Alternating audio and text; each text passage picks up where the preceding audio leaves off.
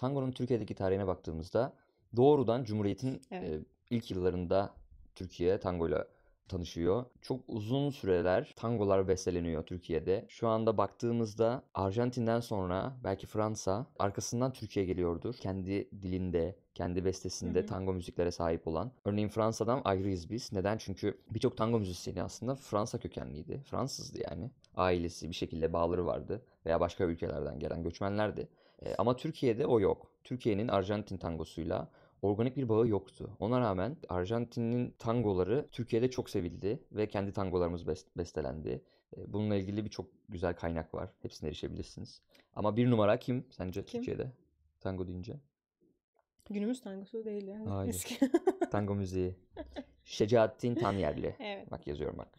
Bir de o zamanlar Cumhuriyet'in ilanından sonra aslında bir modernleşme yolunda daha çok popülermiş aslında. Aynen öyle. Yani müzikler, danslar, işte belki geceler, balolar. Hatta böyle anneannem anlatır ailesiyle gittiğini dans gecesine. Evet, senin anneannen Evet. Allah uzun ömürler versin. Şu an Hepsini 93 görmüş. yaşında olduğu için o güzel yılları görmüş. Şu an o kadar popüler değil aslında. Tango mu? Tango müziği. Tango müziği en son bestelenen hangi parçalar vardı? Papatya gibisi mi? Papatya Bilmiyorum. gibisin değil ya. Sanki biri söyledi. Göksel mi söylüyordu? Öyle mi? Bir tango müziği vardı. İstanbul'da caddelerde rüzgar. Doğru Öyle mesela ama o bir tango müziğidir bu arada. ama ona ait değil. Hayır değil. Hı-hı. Değil. Ama o müzik en azından bir tango müziği. Ama mesela insanlara sorsak herhalde herkes de mazi kalbimde bir yaradır ve papatya Evet. gibisin canlanır. Evet bak mesela sana nereden gönül verdim. Evet bu da var. Bu şarkıyı seviyorum. Biz bu şarkıları aslında nereden biliyoruz? Birçok kez konserlere davet edildik tabii. Gittiğimiz bu konserlerde Türkçe tango dans etmemiz gerekiyor. Ve dans ede de artık hayatımıza girdiler. Bu şarkı mıydı? Bir de Bir Çapkına Gönül Verdim vardı. O da var. Onu dans etmiştik bir O da iki var. kez. Çok sevdiğim bir parça çünkü böyle daha tiyatral ve aramızda böyle şey yapabileceğimiz bir şey. Atışabileceğimiz bir şarkı. Ya şimdi şöyle aslında tango müzikleri parabaylar değildir. Ne demek bu?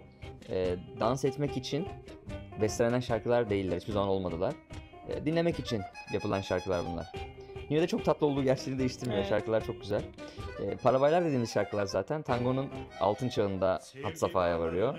İşte eski zamanlar altın çağı, sonra post çağı da sayabiliriz. İşte bildiğimiz, severek dinlediğimiz dört büyük tango orkestrasını başta tutmak üzere ilk dönemdeki orkestralar. Son dönemdeki orkestralar pek sayılmaz. Örneğin Astor Piazzolla ne kadar çok sevsem de onun şarkılarına pek dans etmiyoruz. Çünkü parabaylar değil. Bunun ayrımını nasıl yapabiliriz? Dans etmek için belli başlı cümleler olması lazım ve belli başlı enstrümanların ön planda olması lazım. Örneğin bu şarkılarda mesela cümleler pek net değil.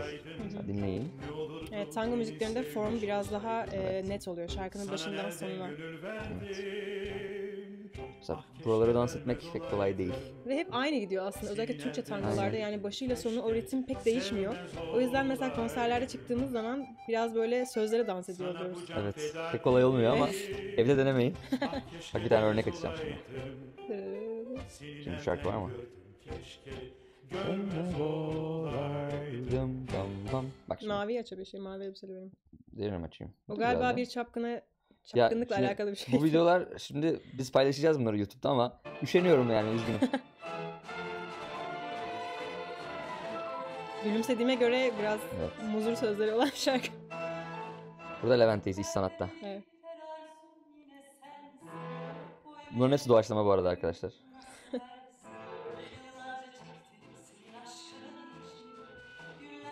Hocam elbisen yakıyor var ya. Evet, parlak parlak. Anneannesi yaptı bu arada. Bunu da anneannem yaptı, evet. İşte Cumhuriyet kadın olunca. Ne yapıyorsunuz? Dam pam.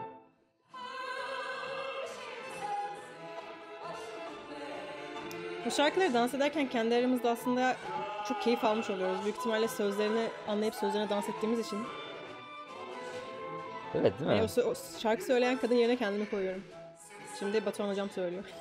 Burası çok iyi bak.